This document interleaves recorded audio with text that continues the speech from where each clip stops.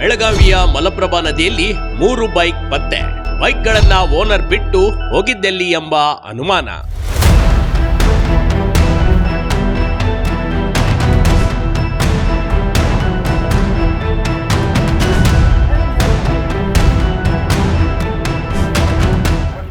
ಬೆಳಗಾವಿಯ ಮಲಪ್ರಭಾ ನದಿಯಲ್ಲಿ 3 ಬೈಕ್ಗಳು ಪತ್ತೆಯಾಗಿವೆ.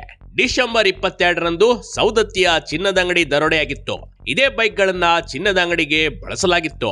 ಚಡ್ಡಿ ಗ್ಯಾಂಗ್ 12 ಲಕ್ಷ ರೂಪಾಯಿ ಮೌಲ್ಯದ ಚಿನ್ನಾಭರಣ ದೋಚಿ ಕೃತ್ಯದ ನಂತರ ನದಿಗೆ ಬೈಕ್ಗಳನ್ನ ಎಸೆದು ಹೋಗಿರಬಹುದೆಂಬ ಶಂಕೆ ಪೊಲೀಸರಲ್ಲಿ ಮೂಡುವಂತೆ ಮಾಡಿದೆ.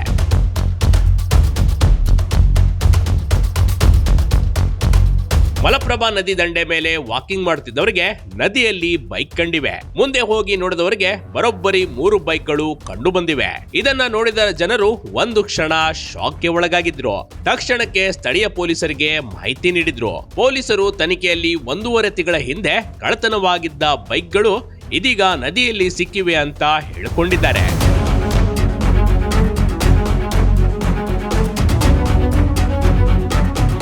ನದಿಯಲ್ಲಿ ಮೊದಲಿಗೆ ಬೈಕ್ ಇರೋದು ಜನರು ನೋಡಿದ್ರು. ಬೈಕ್ ಜೊತೆ ಮನುಷ್ಯರು ನದಿಗೆ ಬಿದ್ದಾರಾ ಅಂತ ನೋಡ್ಲಾಯ್ತು. ಆದ್ರೆ ಬೈಕ್ ಮಾತ್ರ ಇದ್ವು, ಮನುಷ್ಯರು ಯಾರೂ ಇರ್ಲಿಲ್ಲ. ನಂಬರ್ ಪ್ಲೇಟ್ ಆಧಾರದ ಮೇಲೆ ಬೈಕ್ಗಳ ಪತ್ತೆ ಮಾಡಲಾಗಿದೆ.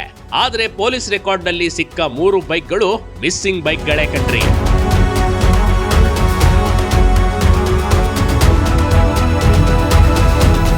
ಡಿಸೆಂಬರ್ 22ರಂದು ಸೌದತ್ತಿ ಪಟ್ಟಣದ ಚಿನ್ನದ ಅಂಗಡಿಯಲ್ಲಿ ಚಡ್ಡಿ ಗ್ಯಾಂಗ್ ಕಳ್ತನ ಮಾಡಿತ್ತು. 9 ಜನ 3 ಬೈಕ್ ಮೇಲೆ ಬಂದು ಚಿನ್ನದ ಅಂಗಡಿ ದೋಚಿ 12 ಲಕ್ಷ ಮೌಲ್ಯದ ಚಿನ್ನ ಕದ್ದು ಪರಾರಿಯಾಗಿದ್ರು. ಈ ಎಲ್ಲಾ ದೃಶ್ಯಗಳು ಸಿಸಿಟಿವಿಯಲ್ಲಿ ಸೆರೆಯಾಗಿದ್ವು. ಚಿನ್ನದ ಅಂಗಡಿ ಕಳ್ಳತನಕ್ಕೂ ಮೊದಲು 3 ಬೈಕ್ಗಳನ್ನ ಕದ್ದು ಎಸ್ಕೇಪ್ ಆಗಿದ್ರು. ಹೀಗೆ ಕದ್ದ 25 ಕಿಲೋಮೀಟರ್ ದೂರದಲ್ಲಿರುವ ಮಲಪ್ರಭಾ ನದಿಯಲ್ಲಿ 3 ಬೈಕ್ ಎಸೆದು ಯಾರಿಗೂ ಗೊತ್ತಾಗದ ಹಾಗೆ ಪರಾರಿಯಾಗಿರುವ ಶಂಕೆ ಇದೆ.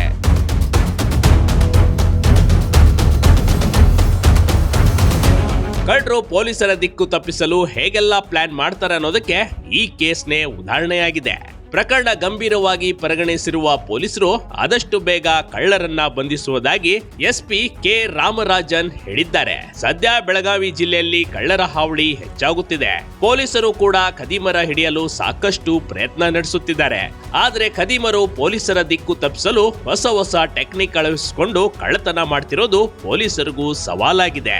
ಒಟ್ನಲ್ಲಿ ಕಳ್ಳತನವಾಗಿದ್ದ ಬೈಕ್ ನೀರಿನಲ್ಲಿ ಪತ್ತೆಯಾಗಿದ್ದು ಬೈಕ್ ಕಳೆದುಕೊಂಡವರು ನಿಟ್ಟುಸಿರು ಬಿಟ್ಟಿದ್ದಾರೆ. ಅತ್ತ ಚಿನ್ನದ ಅಂಗಡಿ ಮಾಲೀಕ ಮಾತ್ರ ಕಳ್ಳರು ಸಿಗಲಿ ಅಂತಿದ್ದಾರೆ. Big TV Karnataka, Belagavi.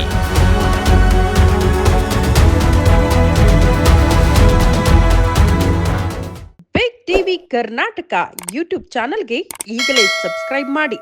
ಧನ್ಯವಾದಗಳು.